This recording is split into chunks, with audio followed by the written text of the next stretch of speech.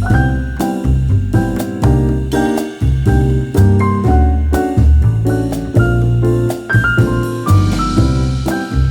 randomly shared this meal last week on my Instagram. I had a lot of requests for me to share the breakdown. It was one of those meals, let me look in my fridge, let me see what I've got, let me throw that with this with that, and it was so good. I think those are the best meals, right? The unexpected ones, when you've got minimal ingredients and you're not kind of putting too much thought into it, just kind of go with the flow in your kitchen. I love those kind of meals. I'm gonna share this honey and mustard baked salmon, vegetable, pesto gnocchi dish. I'm actually gonna do a few shortcuts with this recipe. For the pesto, I've got some short bought pesto. I'll show you the one that I really like. I've actually bought it a few times and I think it's really good. Of course, if you want to make your pesto from scratch, if you have the time, if you have the ingredients, obviously cooking from scratch is always going to be best. And I'm also going to use some short bought gnocchi as well. It's one of those very, very simple, effective meals, and I just loved how everything tastes together. I actually topped the whole meal with a bit of feta, so if I've got some, I'll definitely use that for today.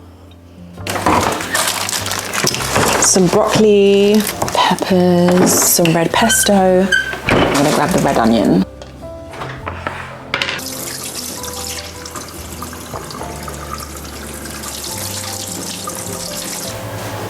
So I'm going to chop the peppers into kind of chunky pieces, not too thin, somewhere in the middle. So we're just going to chop the broccoli florets off the stalk.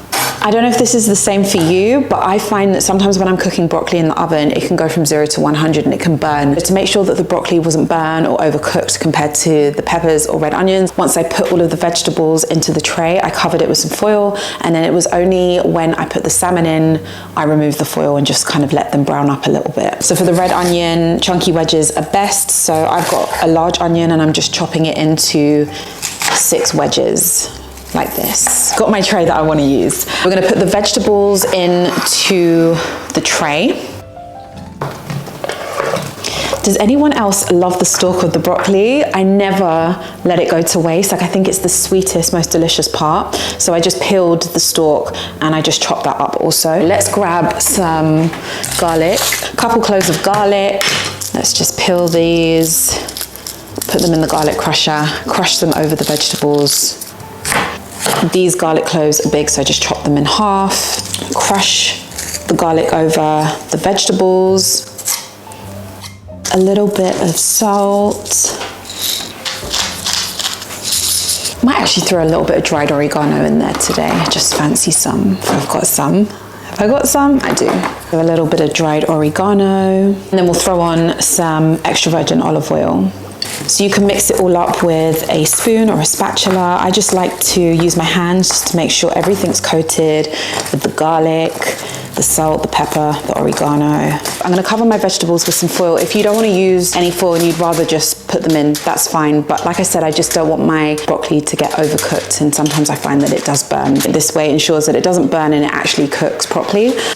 I also love the fact that the garlic flavor gets properly extracted and it doesn't burn because the foil's protecting it. So yeah, let's place this in the oven. I'm gonna put these vegetables in a, say 190 to 200 degrees Celsius oven. Leave them in there for about 25 minutes, but I'm gonna time it, so I'll let you know in a sec. We're gonna season up this salmon with my favorite. I feel like I do this all the time, but just the honey and mustard marinade, you just can't go wrong. For the salmon, we're gonna use some Dijon mustard. We're gonna use some honey. I've got this seasoning blend. It's just black pepper, salt, lemon peel, garlic, fennel seeds, parsley, coriander seeds, paprika, and lemon oil. But on a piece of salmon, it is the best. I'm gonna use some extra salt, some pepper, maybe a splash of tamari, and of course, some lemon juice.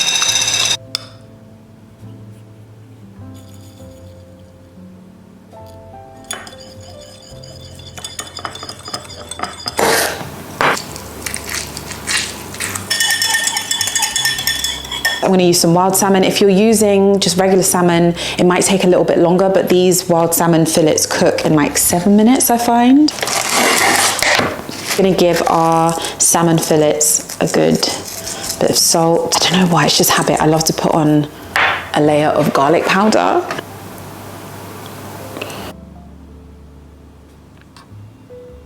Make sure that fish is covered with all of that marinade. I'm going to remove the vegetables.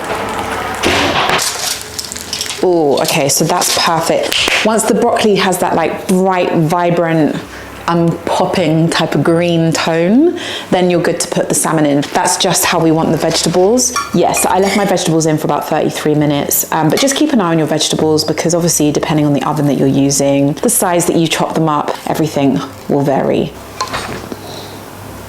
If you have any of that leftover honey mustard dressing, just go ahead and throw it. You can put a little bit on the vegetables or just throw it on top of the salmon. Just don't let it go to waste. Without the foil, we're gonna put the vegetables back into the oven with the salmon. Let's put it in.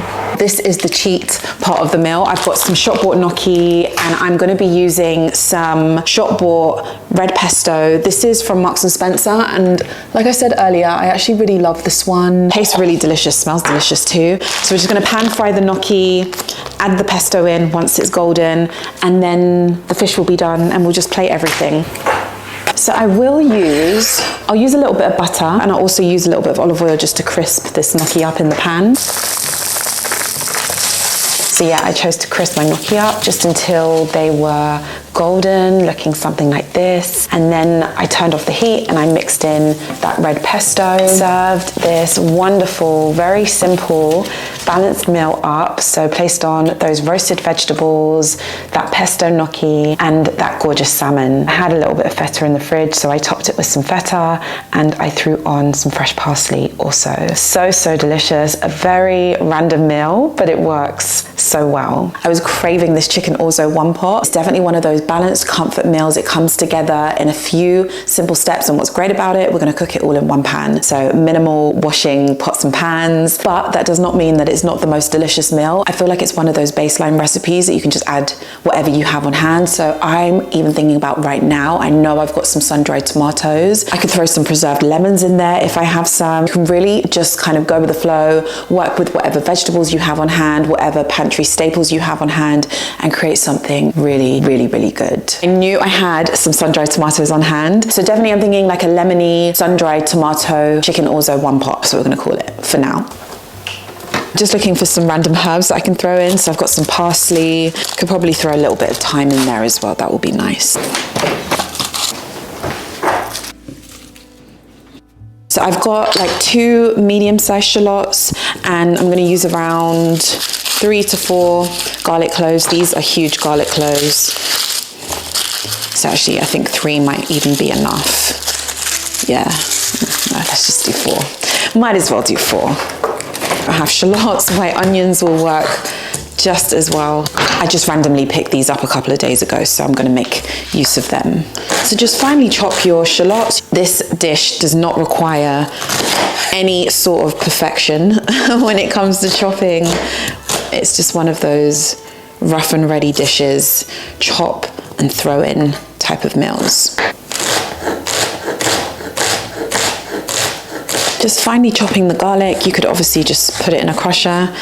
There are times where I feel like crushing my garlic, times where I feel like chopping it, slicing it. Just depends what mood I'm in. Right now I just feel like using the knife.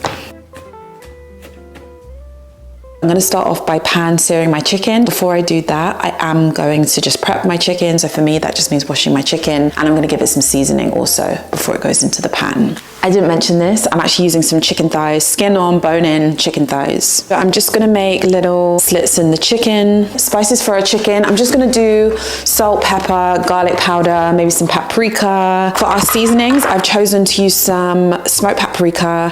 I've got some sumac, some garlic granules and some onion granules, oregano and some chili flakes. I'm actually gonna combine all of the spices and then throw them over. Some salt. Some black pepper. Let's throw over our seasoning blend, making sure that we coat the chicken on both sides. So we're gonna go ahead, grab our pan and just brown our chicken. So a little oil in the pan.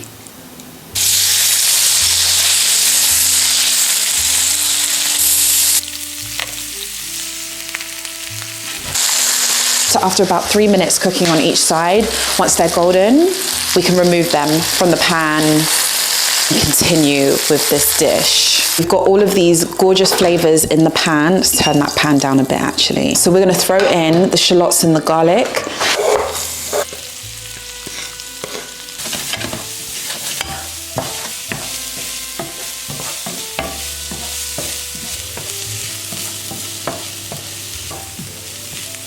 We're gonna chop up our sun-dried tomatoes. I love sun-dried tomatoes. I just like them as like a subtle taste in a dish, but that's my preference. I'm just gonna add a few. Obviously, if you wanna add more, you can add more. I'm going to do a combination of sun-dried tomatoes with some fresh cherry tomatoes because I just like the way the fresh cherry tomatoes balance everything out. But like I said, that's just my preference and how I enjoy food. So yeah, definitely work with what you personally enjoy, what your palate enjoys, and of course with what ingredients you have on hand. Yeah, so I'm using 1, 2, 3, 4, 5, 6. I'm gonna throw about 7 sun-dried tomatoes in there. Just roughly chop them. So just chopping these cherry tomatoes into 4. I'm gonna go ahead and throw our tomatoes into the pan.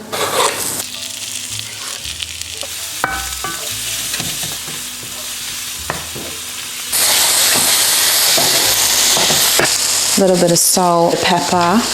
I'm gonna go ahead and throw in a few sprigs of fresh thyme. I'm gonna throw some white wine in there. If you want, you can completely leave out this ingredient, but I saw a little bottle in my cupboard and I thought, that's gonna taste good in this dish. Words cannot actually describe how good this smells right now. The wine has reduced, so we'll be needing some type of stock or broth. I've actually got a bit of chicken broth in my fridge, so I'm gonna use part chicken broth and then the rest I'll just use some water. If you wanna use some vegetable stock, you've got a powder or a cube, go ahead and use that. We just need some type of flavorful liquid to cook the orzo in. I'm also gonna be adding in a little bit of creme fraiche just for the creaminess. So we're just gonna kind of almost toast our orzo in the pan. So combining this chicken broth, and I'm gonna add a little bit of extra water because this amount probably won't be enough liquid to cook the orzo. The orzo is going to quickly absorb the liquid, so just reduce the heat and place in some fresh parsley, creme fraiche, lemon zest, and a good squeeze of lemon juice. Completely optional, you don't have to do this step, but I personally love throwing in some grated Parmesan. So delicious. I gave the orzo a little black pepper before placing in the chicken thighs, just setting them on top of the orzo, covering the pan and letting everything cook for around 20 to 25 minutes. You want to make sure that your chicken is cooked all the way through. I like to throw a little extra parsley on top, and I sliced some lemon also. And let me tell you, if you're looking for a minimal effort, easy, crowd-pleasing meal, give this chicken orzo one pot a try. For more of my recipes, you can head over to my website and check out all of my ebooks over there. Let me know in the comments which of these recipes you think you will be trying out. If you try them, I hope you love them. I will see you all very soon in my next video. See you all. Bye.